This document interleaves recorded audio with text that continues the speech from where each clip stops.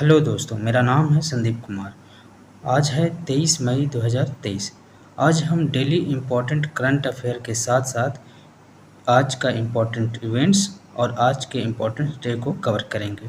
इसके साथ आज हम एक नज़र में समझेंगे कि संविधान का अनुच्छेद 239 ए क्या है। तो चलिए शुरू करते हैं।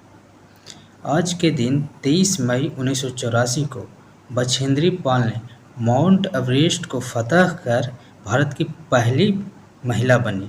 ठीक है, तो बछेंद्री पाल जो थी वो भारत की पहली महिला थी जिसने माउंट एवरेस्ट को चढ़ा था। बछेंद्री पाल जो है वो उत्तराखंड से बिलोंग करती है। इनका जन्म 1954 में हुआ था। 1984 में भारत का चौथा एवरेस्ट अभियान जब शुरू हुआ तो उस अभियान में जो टीम बनी उसमें बछेंद्री पाल के समेत 7 महिलाएं और 11 पुरुष थी। ठीक है, इस टीम ने एवरेस्ट पर भारत का झंडा लहराया और इसके साथ ही बछेंद्री पाल एवरेस्ट पर सफलतापूर्वक कदम रखने वाली दुनिया की 5वीं महिला बनी।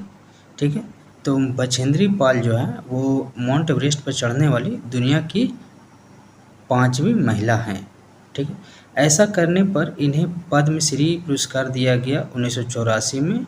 इसके साथ साथ अर्जुन पुरस्कार दिया गया 1986 में। ये रहे हैं बछेंद्री पाल, इनकी तस्वीर है।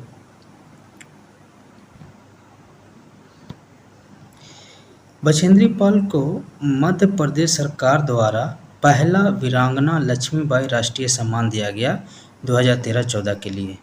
इसके साथ साथ हेमवती नंदन बहुगुणा गढ़वाल विश्वविद्यालय से पीएचडी की मानद उपाधि दी गई 1997 में। ठीक है, 16 मई 1975 को जुंको तेबेई जो जापान की है माउंट एवरेस्ट की चोटी पर पहुंचने वाली पहली महिला है। ठीक है ना, ये पहली महिला है दुनिया की जुंको तेबेई जो माउंट एवरेस्ट पर चढ़ी थी। और माउंट एवरेस्ट पर 2 बार चढ़ने वाली दुनिया की पहली जो महिला है वो संतोष यादव है। ये हैं भारत के ही हैं। ये भारत के महिला संतोष यादव जो हैं वो बछेंद्री पाल के बाद दूसरी महिला हैं जो माउंट एवरेस्ट पर चढ़ी हैं। चलिए दूसरा देखते हैं। 23 मई 1995 में कंप्यूटर प्रोग्रामिंग भाषा जावा को सन ये कंपनी है के द्वारा औपचारिक रूप से लॉन्च किया गया था। ठीक है, जावा के जो डेवलपर हैं उनका नाम है जेम गोलिसलिंग है। ठीक है, जेम्स गोलिसलिंग ये जावा के डेवलपर हैं। तीसरा, 23 मई 1915 में प्रथम विश्व युद्ध में इटली ने मित्र राष्ट्रों में शामिल हुआ। 23 मई 1915 में इटली जो है वो मित्र राष्ट्रों में शामिल हुआ। प्रथम विश्व युद्ध जो है 28 जुलाई 1914 को शुरू हुआ, जो 28 जुलाई 1914 से 1919 तक चला। वायसराय संधि का संबंध जो है वो प्रथम विश्व युद्ध से है। प्रथम विश्व युद्ध के आरंभ में भारत के वायसराय लॉर्ड हार्डिंग द्वितीय थे और प्रथम विश्व युद्ध समाप्ति के समय भारत के वायसराय लॉर्ड चैमफोर्ड थे। तो ये थे आज के इम्पोर्टेंट इवेंट्स।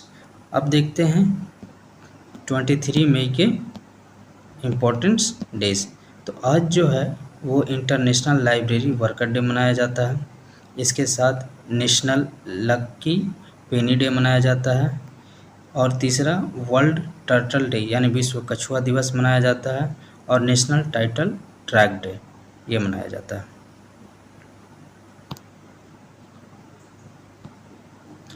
आज के इम्पोर्टेंट्स करंट अफेयर। पहला, अल मोहद अल हिंदी 2023 अल मोहद अल हिंदी 2023 संयुक्त नौ सैनिक अभ्यास कहाँ शुरू हुआ?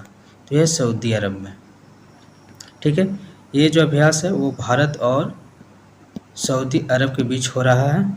ये दूसरा संस्करण है। ठीक है, इसका पहला जो संस्करण है 2021 में सफलतापूर्वक आयोजित किया गया था। तो अल मोहद अल हिंदी 2023 संयुक्त नौसेना अभ्यास जो है वो सऊदी अरब में हो रहा है और सऊदी अरब और भारत के बीच हो रहा है। ठीक है, दूसरा, ISO पोल्को के 44वें संस्करण की मेजबानी कौन सा देश करने वाला है? वह है भारत। भारत जो है वो ISO को पोल्को के 44वें संस्करण की मेजबानी करने वाला है। तीसरा, सऊदी अरब में अंतरिक्ष में जाने वाले पहले व्यक्ति होने का सम्मान किसे मिला है? वो मिला है रियाना बरनावी को। ठीक है, ये है रियाना बरनावी, इनकी तस्वीर ये है। ठीक है, तो रियाना बरनावी है सऊदी अरब की पहली महिला जो है, या व्यक्ति कह लीजिए, वो अंतरिक्ष में जाने वाली पहली व्यक्ति बने हैं। रियाना बरनावी जो है वो सऊदी अली अल करनी, अमेरिकी कमांडर पैगी विटसन और पायलट जॉन सॉफनर के साथ अंतरिक्ष स्टेशन में गई थी। अंतर्राष्ट्रीय अंतरिक्ष स्टेशन की यात्रा की है, जो फॉल्कन 9 रॉकेट द्वारा की गई थी। तो रियाना बरनावी जो है वो सऊदी अरब के पहले व्यक्ति हैं जो अंतरिक्ष में गए हैं।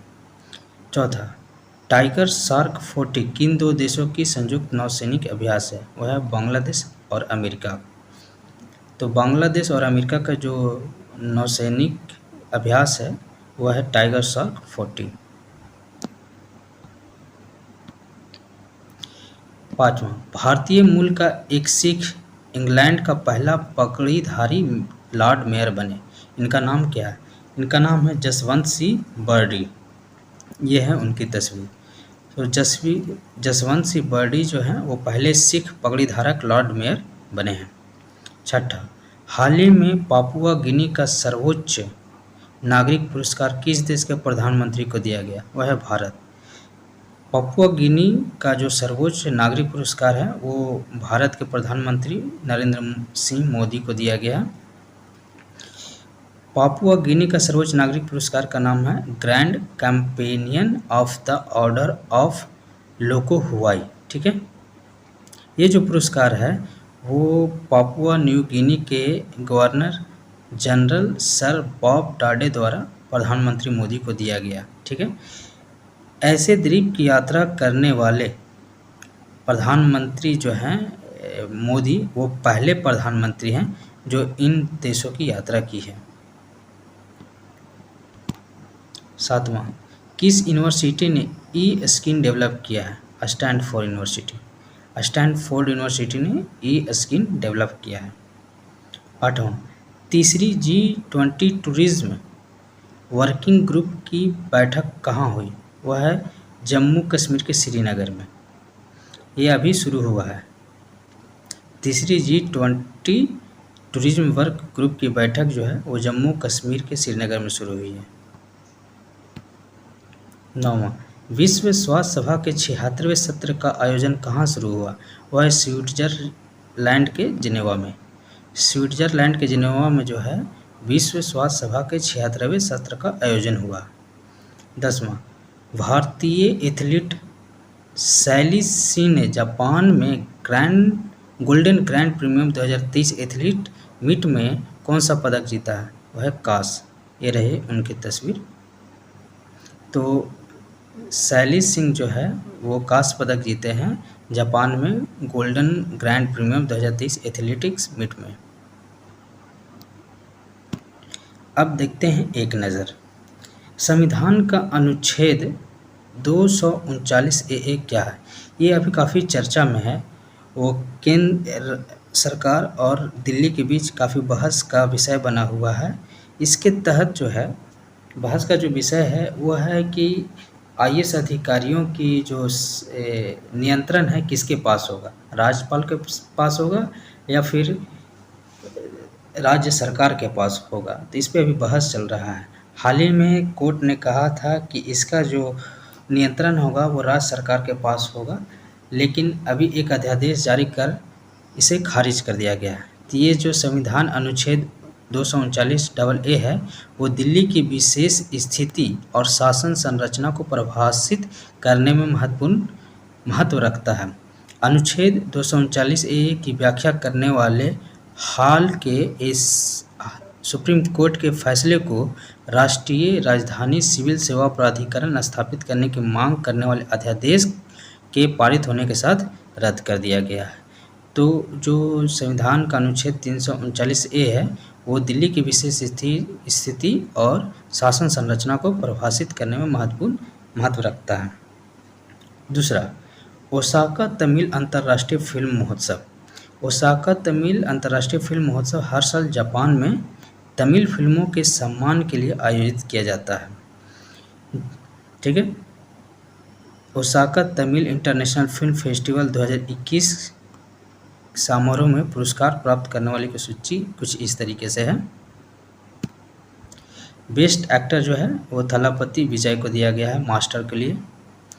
बेस्ट फिल्म जो है वो सिरपट्टा पराम्बराई को मिला है। बेस्ट एक्ट्रेस कंगना रनौत जो थलावी के लिए मिला है। यह है कंगना रनौत, यह है विजय मास्टर, ठीक है ना। विजय थलापति विजय जो है वो साउथ के बहुत बड़े स्टार हैं। बेस्ट म्यूजिक डायरेक्टर युवान शंकर राजा मनाडू के लिए मिला है। ये है, इनकी तस्वीर तीसरे पोजीशन पर है। बेस्ट डायरेक्टर जो है पा रंजीत हैं जो सरपटा परम्बराई को लिए मिला है। ये चौथे स्थान पर जो है, ये इनकी तस्वीर है। तो दोस्तों ये थे आज के इम्पोर्टेंट्स करंट अफेयर।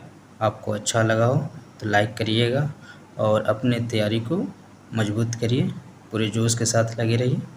धन्यवाद।